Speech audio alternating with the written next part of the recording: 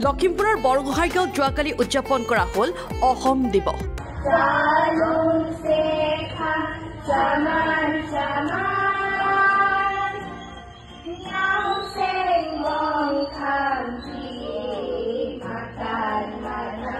কেইগৰাকীমান যুৱক যুৱতী আৰু শিশুৱে অসম দিৱসৰ দিনাই কৰি দেখুৱালে একাংকিকা নাটক। আজিও টোপনি ৰাখি আৰু কিমান দিন এইদৰে টোপনি নহাকৈ কটাব লাগিব।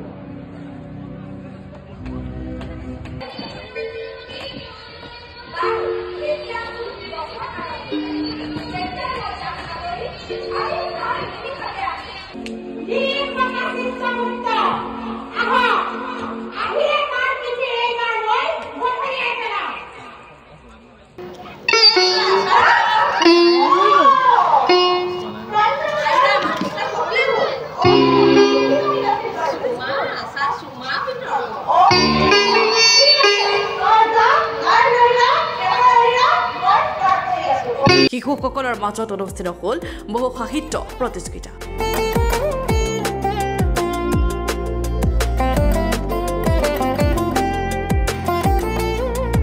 এয়া বৰগোহাঁইগাঁৱৰ চুকাফা সংঘত অনুষ্ঠিত হোৱা অসম দিৱস তথা চুকাফা দিৱসৰ দৃশ্য।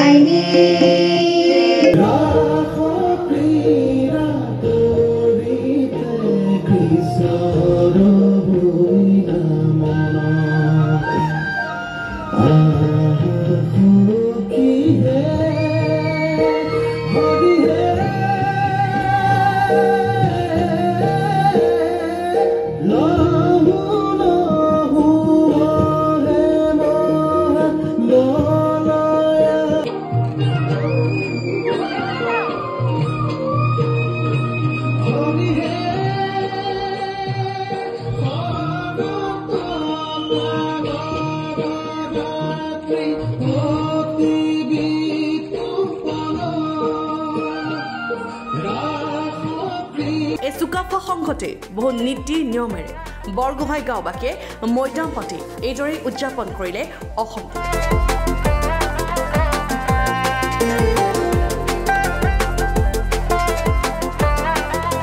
লখিমপুৰৰ জিলাৰ KB ৰোডৰ বৰগোহাঁই গাঁৱত আমি টাই যিহেতু আমাৰ গাঁওখন 95% পপুলেশ্যন টাই আহোমৰ, গতিকে আমি এই চুকাফা দিৱসৰ জৰিয়তে আমি এটা মেছেজ দিব বিচাৰিছোঁ। লগতে গাঁৱৰ ৰাইজৰ সহযোগত আমি এটা লখিমপুৰ জিলাৰ ভিতৰতে আমি এই গাঁওখন টাই আহোম মডেল ভিলেজ হিচাপে আমি পৰিণত কৰিবলৈ উঠি পৰি লাগিছোঁ। আৰু বিশেষ কাৰ্যসূচী ধুনীয়া হৈছে আৰু ৰাইজ সহযোগ কৰিছে। তো আশা কৰিছোঁ বিগত সময়তো আমি এইদৰে আমি কাৰ্যসূচীবোৰ চলাই ৰাখিম। আৰু আমি এটা কথা ক'ব লাগিব যে টাই আহোম জাতিটো জীয়াই ৰাখিব হ'লে আমি কি ক'লে ভাষাটো জীয়াই ৰাখিব লাগিব, আমাৰ কৃষ্টি সংস্কৃতিবিলাক জীয়াই ৰাখিব লাগিব। ইতিমধ্যে আমি চুকাফা সংঘৰ তৰফৰ পৰা টাই ভাষা প্ৰশিক্ষণ আমি গ্ৰীষ্মকালীন অলৰেডি দিলোঁ, আমি ভৱিষ্যতে দিম। সকলো ৰাইজৰ সহযোগ বিচাৰিছোঁ। ৰং গগৈ, ধন্যবাদ।